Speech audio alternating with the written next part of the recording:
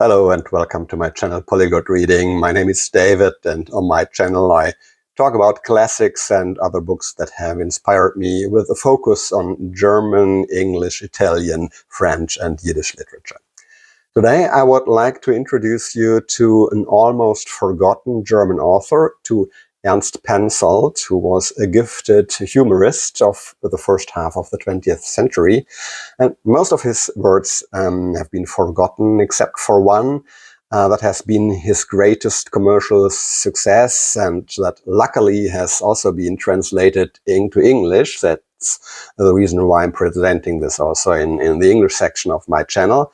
I'm talking about the novel The Powenz Pack, published in 1930, which gained some late additional publicity in the 1970s thanks to the production of a TV miniseries produced by Germany's largest public broadcasting company of that time, the ARD. To get you in the mood of this novel, I'll just read you the full title of this novel so you can get a little idea of the tone and the style of this really funny, humoristic and original novel. The Powenz Pack, One Family's Chronicle, the definite edition based on posthumous documents and the most recent research data, together with prefatory remarks by the former mayor of the town of Mössel, Dr. Max Dattel, and prepared for the general public by Ernst Penzoldt, curator.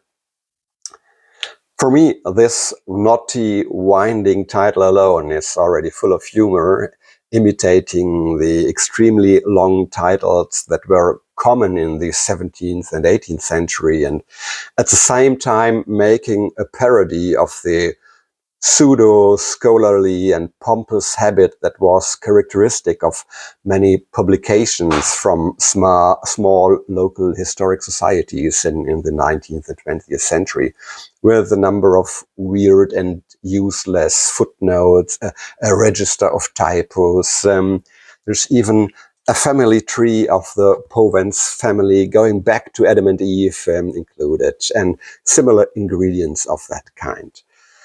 Before I go into the detail and tell you a little bit about the plot and the style of this novel, I would like to say a few words about Ernst Penzoldt's biography and his place in literary history, and how his contemporaries have classified his work, especially authors who are still well known today, such as Thomas Mann and Hermann Hesse, how they have rated his works. Ernst Penzoldt was born in a small southern Germany town in 1892 into a family of the educated bourgeoisie. His father, Fritz Penzoldt, was a professor of medicine at the University of Erlangen, and the family had a total of 4 sons, and the oldest 3 sons all followed their father's footsteps and became medical doctors. And Fritz Penzoldt originally wanted also his youngest son, Ernst, to follow in his footsteps. However, Ernst had a strong artistic bent from an early age, and which initially led him towards painting and drawing and sculpture. And that created some sort of conflict with the father, but his mother supported these artistic inclinations and ambitions, and so Ernst was able to assert himself against his father, and in 1912 to study sculpture at the Weimar Academy of Fine Arts and later in the city of Kassel. And he produced his first works, mainly drawings, under the pseudonym Fritz Fliege, which means Fritz Fly, like the fly on the wall. And under this pseudonym, he published his graphics throughout his life, and also later as illustrations for his own novels and poetry collections. The First World War was the first major turning point in Ernst Penzoldt's life, and also, interestingly, the initial spark for his literary work. Initially, like so many young men of his generation all across Europe, he was enthusiastic about the war, and he volunteered for military service, where he was deployed as a medic until the end of the war in 1918. And he was, despite his initial enthusiasm, he was quickly caught by the reality of war, by the atrocities of the First World War. He was disillusioned and traumatized. And so after the war, he began to process what he had experienced by means of writing poems and stories, short stories at that time. He himself, half jokingly, half coquettishly, referred to his writing as a sort of accident. He called it a battlefield injury, because immediately after the war, he did not see himself as being able to work as a sculptor or as a drawing artist. And instead, he only saw writing as the only way of working on his trauma and of expressing himself. And his close friendship with Ernst Heimeran, the founder of the Heimeran publishing house, helped a lot with this. It was crucial for his literary career because Heimeran published Penzoldt's first poetry collection. Penzoldt very soon became an active member of some artists' associations at Munich and in Bavaria, which brought him into close contact with the really big names in Munich's cultural life at the time, with other writers and literary critics and journalists. And he was also recognized by the literary greats of his time with a great deal of respect. Thomas Mann, for example, in his memoirs writes about his first encounter with Penzoldt when Penzoldt read from his novel Chatterton in a small literary circle. Thomas Mann writes, "I immediately sensed the charm and rank of his talent, something unmistakably musical, a spirit of delicate floating lightness, and a spirit of romantic mockery of the clumsy and ugly toil of life, including a lot of compassion for the offended, for the outcast, and for the destitute of a hardened society." So in this statement, Thomas Mann already touches on an important theme of Penzoldt's work. The marginalized members of society are often at the center of his stories and novels. People who are either pushed to the edge and marginalized due to particular personal deficits, or who deliberately decided to move outside of the social norms and who undermined bourgeois expectations, whether out of stubbornness, out of a shrewdness bordering on the whimsical, or out of a crafty cunning. These are all characteristic traits of many of the protagonists in Penzoldt's works. And then he unleashes these outsiders on the well-behaved and usually small-town bourgeoisie. The humor and wit with which Penzoldt describes this collision, this clash between the outsiders and the well-behaved ones, that is what makes Penzoldt's writing so special and timeless. And I will stick with this connection to Thomas Mann a little bit further, partly with the aim to distinguish Penzoldt from Thomas Mann by comparison.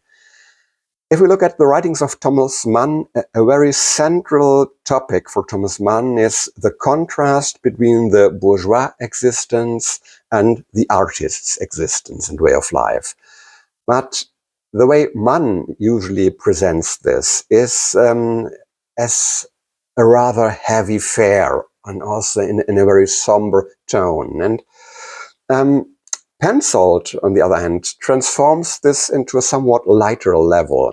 For him, it is not bourgeois versus artist, but it is Philistine versus Bohemian, which is at the core, which is the central dualism in many of Penzoldt's works. And this slight shift in emphasis gives his work a much lighter and in more cheerful note than Thomas Mann's.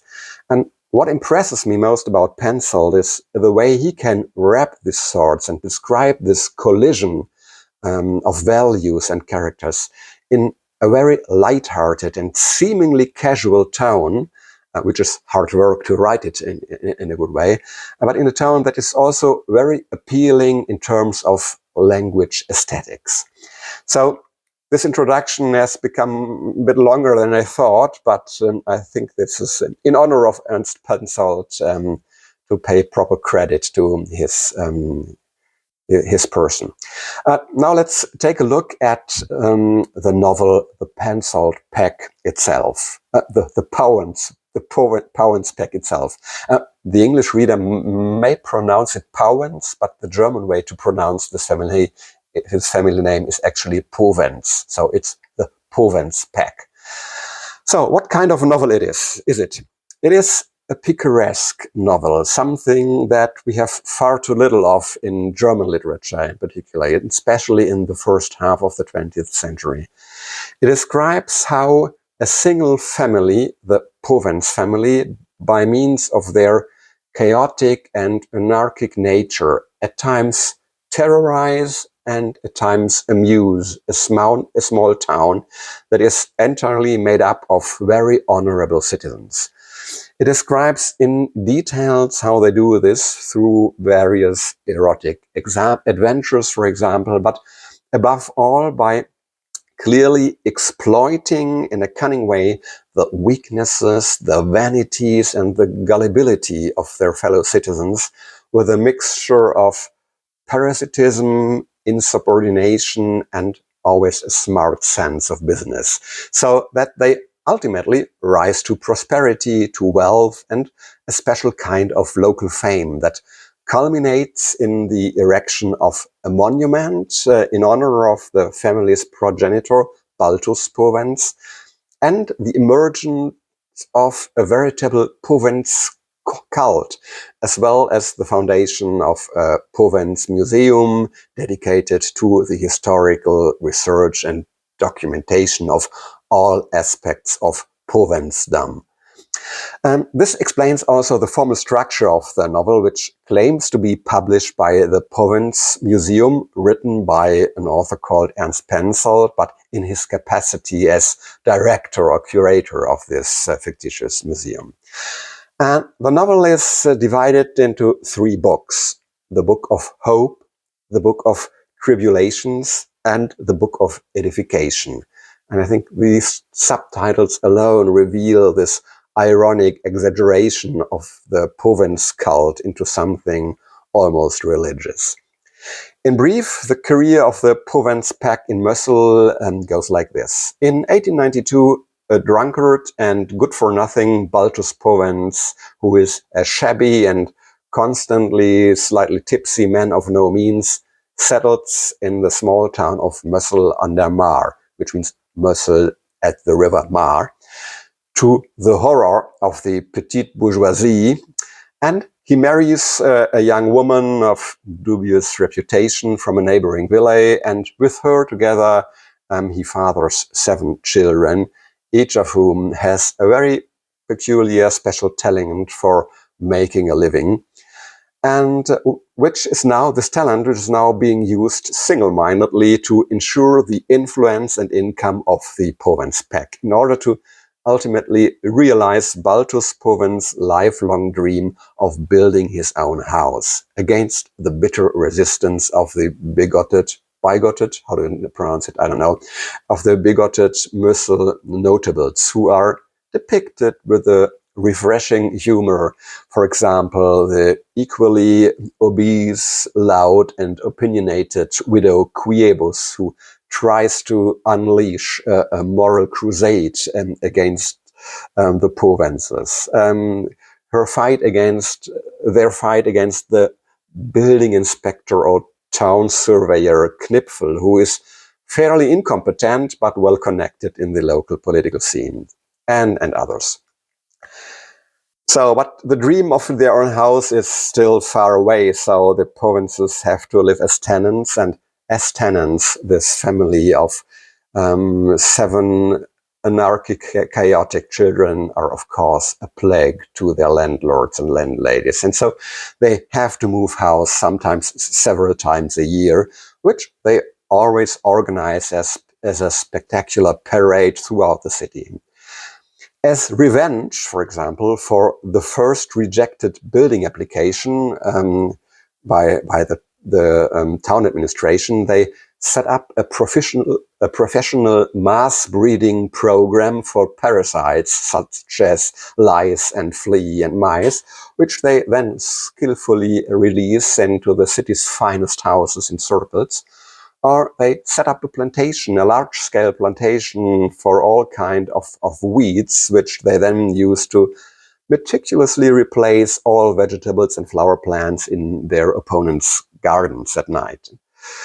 When World War I breaks out, Balthus and all his sons go to war, but they soon manage to get themselves transferred to the same unit, which they rapidly convert into a materials procurement unit for their own purposes.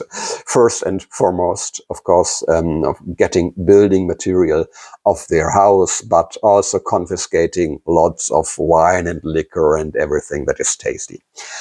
Meanwhile, at home, Mrs. Powenz runs a flourishing and highly profitable business selling a wide range of devotional objects that sell like hotcakes in the patriotic and enthusiastic imperial Germany of the First World War, such as brass in the color of the national flag, busts of the Kaiser, pictures of the Kaiser awarding medals to soldiers, but cleverly with the soldier's head cut out so that each family can insert a photo of their own family hero and so on. The mastermind behind most of the Powenz activities is the son Fabian, lazy bones of the highest order, who has devoted most of his life to sleep with an almost religious fervor, but who in his few waking moments can hatch cunning plans and also can profit from his passion for sleep, selling edifying tracts on the subject of God-pleasing sleep under the pseudonym of a friar, Brother Fabian, also offering the service of sleeping for others on their behalf, for people suffering from insomnia, for a fee, of course, and with the surcharge, of course, for convalescent sleep and love spell sleep. So this is just a brief insight into the numerous original ideas with which Penzoldt here explores and describes the battle between the bourgeoisie and the Bohemian Powenz family.